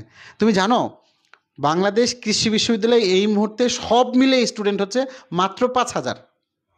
আর ঢাকা ইউনিভার্সিটিতে যদি বলি বা রাজশাহী বা চিটাগাং বিশ্ববিদ্যালয়ে বলি, সেখানে সব স্টুডেন্ট মিলে 20,000 25,000। তার কে কাকে চিনবে? হলে সিট নাই, এখানে যাওয়া যায় না, ওখানে যাওয়া যায় না, ডাইনিংয়ে খাওয়া যায় না, ক্যান্টিনে খাওয়া যায় না, লোকের লোকারণ্য, বাজার পোড়া। আর এগ্রিকালচার ইউনিভার্সিটিতে তোমার সাইলেন্ট, তুমি সেখানে শিয়াল ডাকে। এগ্রিকালচার ইউনিভার্সিটিগুলোতে যদি যাও শীতকালে দেখবা কুয়াশা ঢাকা ভোরে, কি চমৎকার পরিবেশ, সেখানে মনে হবে যে পুরা গ্রামীণ আবহ, একেবারে আবার গাইয়া না। গ্রামীণ আবহাওয়া মানে গ্রামীণ, কিন্তু গাইয়ে না, এটা হচ্ছে একদম নীরবে নিভৃতে। তোমরা যখন ওই যে সুন্দরবনে কটেজে বেড়ানোর জন্য যাও, রিসোর্টে বেড়ানোর জন্য যাও, এগ্রিকালচার ইউনিভার্সিটিতে পড়া মানে হচ্ছে রিসোর্টে পড়া, পুরাই রিসোর্ট। খুব চমৎকার। তোমাদের সবাইকে বলবো, তোমরা ইউনিভার্সিটিতে ভর্তি হও বা না হও, চান্স পাও বা না পাও, তোমরা অবশ্যই এগ্রিকালচার ইউনিভার্সিটিতে গিয়ে তোমরা ইউনিভার্সিটি ক্যাম্পাসগুলো দেখে আসবে, নিশ্চয়ই খুব ভালো লাগবে। আমার মনে হয় কমেন্টে যতগুলো আমাকে একটা মজার একটা কমেন্ট করেছে, এগ্রিকালচারে পড়লে বিয়েতে কীরকম সুবিধা আছে। খুবই সুবিধা। তুমি জানো, আমি তোমাদেরকে বলি, আমাদের এগ্রিকালচার ইউনিভার্সিটি থেকে যেসব মেয়েরা পড়াশোনা করে, বিয়ের ক্ষেত্রে তাদেরকে প্রায়োরিটি দেওয়া হয়। আমি দেখেছি অনেক মেয়েদেরকে, মানে আমরা জাহাঙ্গীরনগরের মেয়েদেরকে বিয়ে করব না, আমার অনেক বন্ধুবান্ধব এই কথা বলে, এগ্রিকালচার ইউনিভার্সিটির একটা মেয়ে হলে বিয়ে করব, এরকম কিন্তু বলে অনেকে। আমি সবাইকে বলেই দিই আমার পার্সোনাল লাইফের কথা, আমিও কিন্তু এগ্রিকালচার ইউনিভার্সিটির একজনকে বিয়ে করেছি, এবং আমরা আলহামদুলিল্লাহ ভালো আছি। এখন মজার একটা কথা বলি, যে এগ্রিকালচার ইউনিভার্সিটিতে কিন্তু প্রেম করার সুযোগ বেশি, ঠিক আছে সেখানে। কারণ এটা বলছি না একটু আগে যে এটা পুরোটাই একটা পার্ক, এই পার্কের মধ্যে তোমার মানে একটা পার্কের মধ্যেই তুমি আছো, মনটা ভালো থাকবে, মন যত ভালো থাকবে পড়াশোনা তত ভালো হবে, প্রেমও তত চলবে। তো যাই হোক, আমাকে এই প্রশ্নটা খুব মানে মজার একটা প্রশ্ন করেছে, সে বোধহয় ভাইয়া আমার হাজী দানেশ এগ্রিকালচার এসেছে, কোর্স শেষ করতে কতদিন লাগবে, আর এখান থেকে পড়লে ভবিষ্যৎ কেমন? না, কোর্স শেষ করতে আশা করি সময় মতো কোর্স শেষ হয়ে যাবে। ইউনিভার্সিটিতে কোনো সেশন জট এখন নেই, করোনার সময় একটু প্রবলেম ছিল। আর হাজী দানেশ থেকে কোর্স শেষ করে চাইলে আবার এগ্রিকালচার ইউনিভার্সিটি ময়মনসিংহেও তারা মাস্টার্স করতে পারে, আর ওখানেও মাস্টার্স করতে পারে। আর ভবিষ্যৎ একেবারে সবার জন্য সমান। একজন এগ্রিকালচার ইউনিভার্সিটি ময়মনসিংহ থেকে যে পড়াশোনা করেছে, একজন হাজী দানেশ বিশ্ববিদ্যালয় থেকে যে এগ্রিকালচারে পড়াশোনা করেছে, তারা দুইজন একই সময়ে একই বিসিএসে একই রকম কম্পিটিশন করবে, কাউকে আলাদা করে ইয়ে করা হবে না। বরং কিছু কিছু ক্ষেত্রে তোমার মানে হাজী দানেশে যে আছে বা এগ্রিকালচার ইউনিভার্সিটিতে যে আছে, তাদের নিজেদের মধ্যে খুব বেশি ওরকম কম্পিটিশন হয় না, তারা নিজেরা নিজেদের বাসায় থেকে পড়াশোনা করে খুব ভালো জায়গায় যেতে পারে। আচ্ছা, প্রাইভেট ইউনিভার্সিটি এগ্রিকালচার সাবজেক্টে পড়লে চাকরি কেমন সুবিধা, এটা আমরা অলরেডি বলে ফেলেছি, আপনারা আরেকবার আমাকে প্রশ্ন করেছে ডিভিএমে পড়লে নাকি বিয়ে হয় না, গরুর ডাক্তার হয়। হ্যাঁ, কথা সত্য। আসলে একজন গরুর ডাক্তার, সে 60 লাখ টাকা দামের গাড়িতে চড়ে, এটা আসলে দেখলে অনেক অনেক মেয়েদেরই হিংসা হয়, তখন তাদেরকে নিয়ে টানা হ্যাচড়া একটু বেশি হয়। তোমরা একটু দেখো, বাংলাদেশে ডিভিএমে যারা পড়াশোনা করে, ঠিক উপজেলায় তোমার উপজেলায় তুমি যেতেই পারো, উপজেলায় গিয়ে জাস্ট উপজেলা ইউনো অফিসে গিয়ে বলবে যে ডিভিএমের যে আছে প্রাণী সম্পদ কর্মকর্তা, তার অফিসের সেট আপটা দেখে আসি, অফিসটা কি সুন্দর, আর অফিসে তার কর্মচারী কতজন, তার গাড়ি কত বড়, এইটুক দেখলেই তোমার মনে হবে যে আসলে কি। শোনো, আমাদের দেশে আমরা প্রাণী ডাক্তার বা পশু ডাক্তার হিসেবে এখানে বলি, কিন্তু বিদেশে একটা কুকুর বিড়াল, বিদেশের মানুষ তো ম্যাক্সিমাম মানুষ তাদের অনেকেই মানে প্রত্যেকেরই পোষা প্রাণী থাকে, পেট, তাদের আলাদা নিজেদের মানে ঘরের সাথে তাদের ঘর থাকে, তাদের যত্ন করে, এবং একটা পেটকে তারা যে সর্বোচ্চ টেক কেয়ার করে, সেখানে একজন ভেটেরিনারি ডাক্তারের যে ডিমান্ড, বাংলাদেশ থেকে তুমি বিদেশে যেতে পারো। তুমি জানো ভেটেরিনারি থেকে পড়াশোনা করে বাংলাদেশ আর্মিতে তুমি জয়েন করতে পারবে। বাংলাদেশ আর্মিতে কিন্তু প্রচুর ভেটেরিনারির লোকজন আছে, গ্র্যাজুয়েট আছে, তোমরা একটু খোঁজ নিয়ে দেখো। কারণ আর্মিদের যে ডগ স্কোয়াড আছে, ডেইরি ফার্ম আছে, তারপর আর্মিদের আরও বেশ কিছু পোস্ট আছে যেখানে সরাসরি ডিভিএম থেকে পাশ করা গ্র্যাজুয়েটরা সেখানে যুক্ত হচ্ছে এবং তারা কিন্তু ক্লাস করে যাচ্ছে, চাকরি করে যাচ্ছে। ভাইয়া, এগ্রি ইউনিভার্সিটির টিচার হয় কিভাবে, কীরকম এক্সপিরিয়েন্স, সিজিপিএ কীরকম লাগে? খুব সুন্দর কোশ্চেন। এগ্রিকালচার ইউনিভার্সিটি থেকে টিচার হওয়াটা খুবই সুন্দর, সহজ। এগ্রিকালচার ইউনিভার্সিটিতে তোমাদের সিম্পলি ভালো রেজাল্ট করতে হবে। আরেকটা কথা, ভালো রেজাল্ট করতে ইউনিভার্সিটিতে তুমি ইন্টারমিডিয়েট লেভেলে একটা স্টুডেন্ট ভালো রেজাল্ট করার জন্য যা প্রয়োজন, মানে একটা ইন্টারমিডিয়েটে গোল্ডেন এ প্লাস পেতে যতটুকু পরিশ্রম করে, ঠিক ততটুকু পরিশ্রম সে যদি ইউনিভার্সিটিতে করে, ইউনিভার্সিটিতে ফার্স্ট সেকেন্ড থার্ড হয়ে যাবে। কিন্তু দুঃখজনক হচ্ছে আমাদের বেশিরভাগ স্টুডেন্টরা ইউনিভার্সিটি গিয়ে মনে করে ওই যে পার্কে তো চলে আসছি, এখন তো আর পড়াশোনার সময় নাই, এখন আমাকে পার্কে ঘোরাঘুরি করতে হবে, প্রজাপতি খুঁজতে হবে। অনেকে প্রজাপতি খুঁজতে খুঁজতে সে নিজেই হারায় যায়।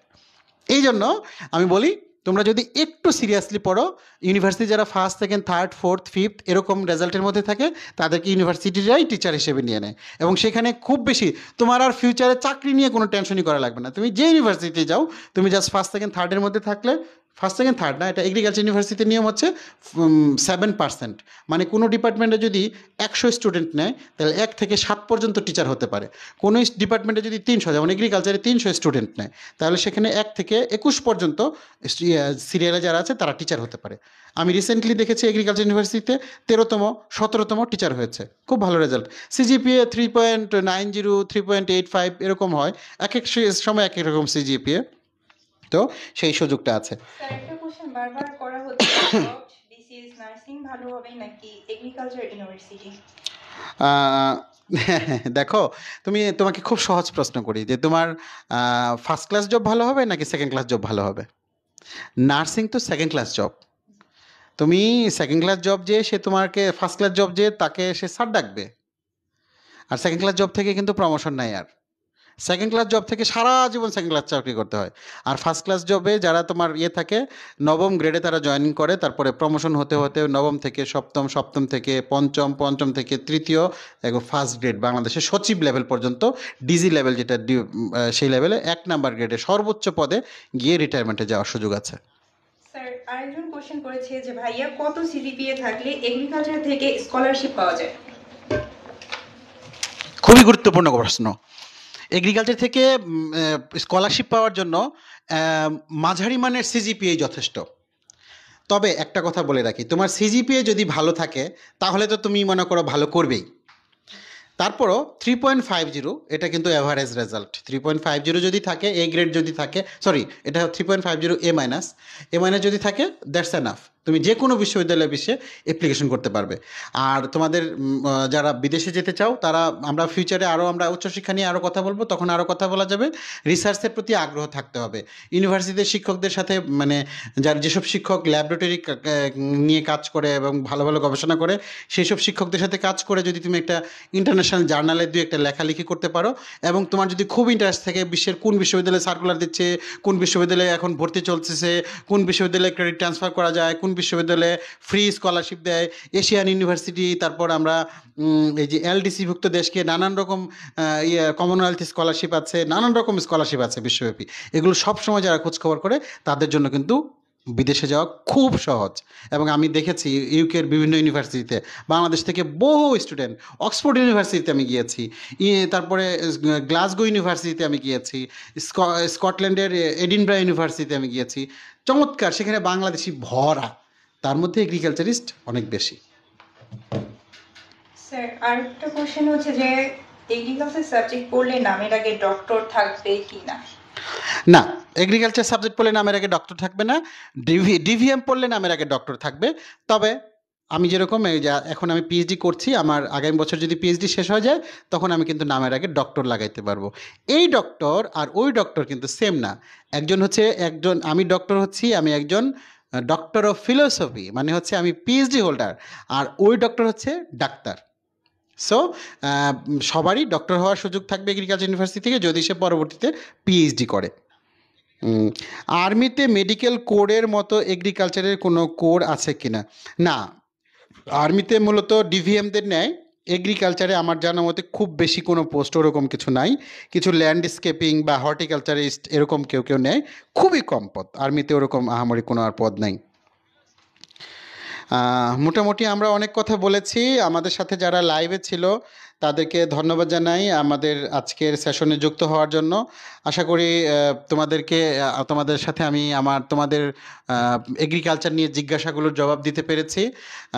তোমাদের ভবিষ্যৎ শুভকামনা। এগ্রিকালচার ইউনিভার্সিটির পরীক্ষা খুবই কাছাকাছি, আশা করি তোমরা খুব সুন্দরভাবে পড়াশোনা করবে। আর একদম শেষ মুহূর্তে তোমাদেরকে বলবো, নেটওয়ার্ক বইটা থেকে তোমরা, নেটওয়ার্ক ভর্তি গাইড থেকে তোমরা পুরনো প্রশ্ন যেগুলো আছে সব কোশ্চেন ব্যাংক যা আছে একদম পুরাটা মুখস্থ করে ফেলো, যা আছে সব দেখে ফেলো। কোশ্চেন ব্যাংক থেকে কিন্তু কোশ্চেন রিপিট হয়, কমন পড়ে, কারণ যখন কোশ্চেন এক বিশ্ববিদ্যালয়ে কোশ্চেন করতে যায় তখন আগের কোশ্চেনগুলো বেশি দেখে। আর আরেকটা কথা বলবো, সব সময় তোমরা সিলেবাসের ভিতরে থাকবে। বিশ্ববিদ্যালয়ে ভর্তি পরীক্ষার ক্ষেত্রে সবচেয়ে গুরুত্বপূর্ণ হচ্ছে সিলেবাসের বাইরে প্রশ্ন খুব বেশি হয় না। তোমাদের মূল সিলেবাস টেক্সট যেটা মানে বোর্ড বই, সেটার ভিতর থেকে প্রশ্ন বেশি হবে। এটা হচ্ছে আমার সর্বশেষ পরামর্শ। সমাপ্তির আর কোনো প্রশ্ন আছে? না স্যার, আমার মনে হয় আমি সব কোশ্চেন করা শেষ করেছি এবং যথাসম্ভব আমাদেরকে যারা কোশ্চেন করেছে তাদের আনসারগুলো দেওয়ার ট্রাই করেছি। আচ্ছা, তো ঠিক আছে, সবাইকে একটা লাস্ট একটা প্রশ্ন করছে, সে আবারও প্রশ্ন করেছে, ভাইয়া পিএসটিইউ এগ্রিকালচারে ভর্তি থেকে সেকেন্ড টাইম বাও শেরে বাংলা এগ্রিকালচারের জন্য ট্রাই করা কি উচিত হবে? এক ইয়ার লস দিয়ে পিএসটিইউ থেকে রিয়েড নিয়ে? না, আমার মনে হয় আর এক ইয়ার লস দেওয়া উচিত হবে না। পটুয়াখালী বিজ্ঞান ও প্রযুক্তি বিশ্ববিদ্যালয় নিঃসন্দেহে ভালো ইউনিভার্সিটি। আরেকটা হচ্ছে যে তুমি যদি পটুয়াখালী থেকে, তুমি অলরেডি 1 বছর শেষ করে ফেলেছো, আর 3 বছর শেষ করলে তুমি পটুয়াখালী থেকে এসে এগ্রিকালচার ইউনিভার্সিটি বা শেরেবাংলা এগ্রিকালচার ইউনিভার্সিটিতে মাস্টার্স করতে পারবে। তখন চাইলেই তুমি এগ্রিকালচার ইউনিভার্সিটিতে আবার মাস্টার্সের জন্য আসতে পারছো। আর খুব আহামরি পার্থক্য তৈরি হয় না, এগ্রিকালচার ইউনিভার্সিটিতে যদি তুমি ভর্তি হয়ে যাও তৈরি হয় না। অতএব তুমি যেহেতু অলরেডি 1 বছর পড়ে ফেলেছো, জীবন থেকে 1টা বছর নষ্ট করা ঠিক হবে না। তো সবাইকে ধন্যবাদ জানাচ্ছি। প্রিয় শিক্ষার্থীবৃন্দ, তোমরা ভালো করে পড়াশোনা করো, নেটওয়ার্কের সাথে থাকো, আর ভর্তির যত পুরনো প্রশ্নগুলো আছে নেটওয়ার্ক গাইডে সেগুলো সলভ করো। এই সময় একটু মডেল টেস্টগুলো বেশি দাও, কারণ মডেল টেস্ট দিলে ওই যে পরীক্ষার সময়টা খুব দ্রুত করা যায়। দেখা গেল তুমি 100টা প্রশ্নের মধ্যে 60টা দাগাইছো, আরেকজনে হয়তো বা 80টা দাগাই ফেলছে ওই সময়ের মধ্যে, তাহলে সে অনেক বেশি আগায় গেল। আর চেষ্টা করবে ভুল উত্তর যত না দেওয়া যায়, তাতে তোমাদের জন্য ভালো। আর তোমাদের সবার জন্য শুভকামনা। আজকের মতো বিদায় নিচ্ছি। সবাই খোদা হাফেজ। ধন্যবাদ স্যারকে। স্যার অনেক সুন্দর করে বুঝিয়ে দিয়েছেন তোমাদের কেরিয়ার ও করণীয় সম্পর্কে। সকলের জন্য শুভকামনা করে আজকের মতো এখানেই শেষ করছি আমাদের আলোচনা অনুষ্ঠান। সাথে থাকার জন্য সকলকে ধন্যবাদ।